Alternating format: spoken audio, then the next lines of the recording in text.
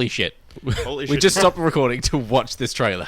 We never do that, though. That's the first time that we've... I think we've paused ever, so... And on purpose, at least. That redeemed everything. the fandom to me. Yeah. Holy crap. 100%. So look, lots of tones of Dark Knight, lots of tones, like a bit of like the Joker movie as well, like super dark, super gritty, like yes. Yeah.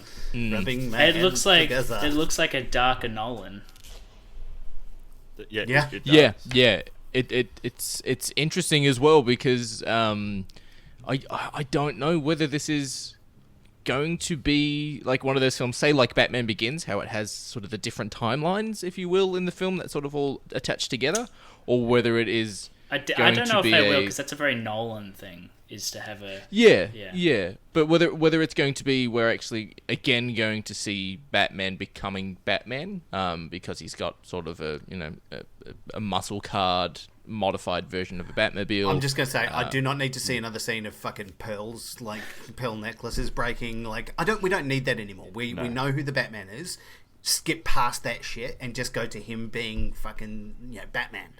That's fine. That's totally fine. They did it with Ben Affleck. They did. I like how they did that in the opening credits. It was done. It was out of the way. You know the story of this character by now because it's been done to fucking death. Yeah. So Yeah. just give us that. Everything else. That saves you time in your movie. It's 20 minutes you don't have to fucking write in.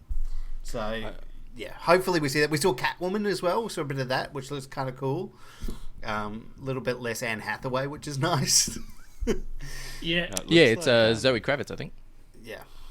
It looks like, from the way, at least from what I picked up from that trailer, which I think is a bit different to Nolan, it looks like obviously they're taking him from a very early time, but it looks like he's angry, which makes sense. I would feel as a Batman when he first gets into that, to be angry, to be savage, and then calm down. Yeah. Well, yeah, because there's one scene where he beats up some goon and beats the just Fuck, that's a good scene. absolutely thrashes him, and they're like, "Who are you?" "I'm Vengeance." It's like, okay, that's pretty cool. That's pretty cool. See, that makes me think that he hasn't been Batman for long, so it's goons figuring out who he is. Yeah. And that goon has white face paint and a smiley face, and then a goon behind him who's reacting to the other goon getting the shit kicked out of him has half of his face paint and the other half isn't. So I'm Yeah. sitting there going, are they thugs for the Joker? Are they general thugs who are trying to make themselves look like famous villains like the Joker and Two-Face and stuff, or whatnot? Well, I'm assuming from all the question marks Yeah. that Riddler is going to play a fairly major role. And the... there was a lot of rhyming. there was a lot of there was the rhyming. There was cards with hieroglyphics and clues and all sorts of stuff. So yeah, 100% the Riddler's in there. So I'm a glad. little bit of It looks Riddler, like a little bit of Joker, a little bit of Catwoman. How long... It looks like he's going to be Jigsaw-y in regards How long to have I his thing, said it, because Duty? How long have I said it? Ian has fucking said it for over 10 years. Yeah. We need someone like Jigsaw and Riddler put together. Would you We like see to like play a, a game, Batman? a car fucking smashed through a building, and then the guy's fucking got a fucking letter taped to his chest and his hands taped up and stuff like that. It looks fucking insane. Yeah. It looks like Nolan's was a departure from very comic booky looking things, and then this is probably an even more departure from that, which you can tell just from like Nolan's version of Catwoman versus this version of Catwoman, which is an actual cat burglar like with a balaclava on. You can see it's even more moving away from comic book looking. Which I don't know how Yeah. well that will sit with you, Duty, in the final piece, because I know you like things to be closer to the books. I don't necessarily mind when they divert, but the whole thing with Batman is he's a man going up against enemies who have some form of supernaturalness about them. But also with that being said, I'm thinking it is an early days Batman timeline or story or something like that. We see Batman will like walk on into a crime scene and he's wearing fucking like Doc Martens. Like he's not wearing like, bat boots or whatever.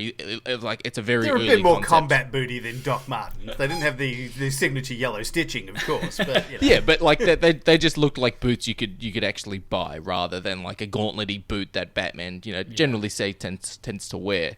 So this also could be early days Catwoman as well. Like we're not going to go from a secretary getting pushed out of a window by Christopher Walken into I'm stitching myself a leather suit.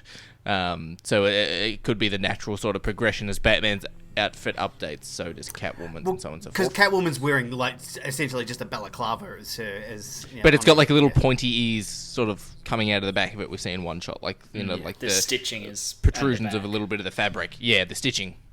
But It's we already know it's who's... not quite the military grade tech that Anne Hathaway has it though either. Like it's a little bit it's more realistic, and I think that's something that needs to happen in those films is they need to have grounded enemies for somebody that's as much as you can have a superhero, they still need to be grounded in reality, and I think that's making these them more accessible and more realistic, so it makes it a more believable film. And that's one of the things that some superhero movies just miss. They make these things out of the over the top. This human just turned into a fucking cheetah. Like it's just a little bit too far the other way. Like just make it accessible and believable so that we can actually connect with it properly. With some villains, I think you can make them accessible and believable. Like yes, for Riddler, fuck yeah, because the sort of the mind games and the battle of the brains you can have with that character, fantastic. But I absolutely hated the way that Bane was treated in both live-action iterations of the character of Bane in the movies. But for having a if you say this is a grounded, realistic word like Nolan's done, you've immediately just said, well, then we're getting rid of more than half of Batman's rogue gallery because they're not Totally grounded. fine with that. I'm totally fine with that. There's some of that shit you just don't need. Like, it makes it a realistic, accessible movie, and that's what you want. That gritty realism is what they're going for. Don't have giant shark people. Yeah, I don't know if you can have it both ways. I don't know if they Yeah, can you bring can't. in I think there are certain ones that they can still bring in that are, like you said, maybe like a Two-Face who are edging that border between... Yeah, Totally Two-Face and Scarecrow and stuff, yes. Poison Ivy, Mr. Freeze, Bane... Oh, maybe Bane, but like not really. Poison I Ivy... mean, Poison Ivy, yeah. Like, there's ways that you could do it, though, that's still realistic without going that whole she controls vines and nature. And, there's things that you can do that make those characters realistic in real life, like they did with the Nolan universe. They're bringing a lot of that over. You can see so much influence in this film, or that trailer, from what's been done before, which is great. Those films completely kicked ass, so, yeah, go for it. Do more of that. We are now seeing as well, we can see more of the Batsuit. He's got like a little collar sort of part where his body armor ends and the cowl sort of goes into it as well. We've got a full It looks thing of the pretty cowl. cool. So it looks real cool. We're actually seeing his eyes, so it's not going to be white lensed or anything as well. Yes. And no black eye makeup either. It looks like there's black eye makeup. It does look like there's black eye makeup. But not as much as George Clooney. He's got like dark under his eyes. Yes. For that quick change. But And it's going to be... super armor suit and some black eye makeup, please. Considering this is by far the biggest and best thing at DC fandom, do we all want to go through and each of us say what our favourite part of this trailer was? What's the thing that... The thug getting the shit kicked out of him. It was a thug getting the shit kicked out of him. Yeah. Does it?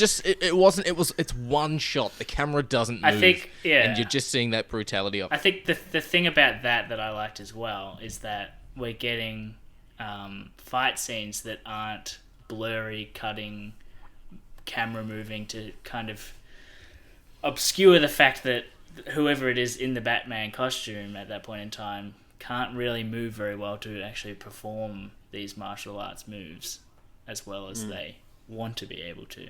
But it looks like with the way that they've gone with the costume that he can move very well now, so they don't have to cut as much. As we saw it there, it was all one shot, and the actual fighting looked really... It really did. Yes. I enjoyed all of that. I enjoyed the Nirvana and the musical tones to it. It sets a nice grungy tone. So yeah, hopefully it sticks to that. Like if they keep on that theme, they keep it exactly like that throughout the film. Mwah, I love it. Love it, love it, love it.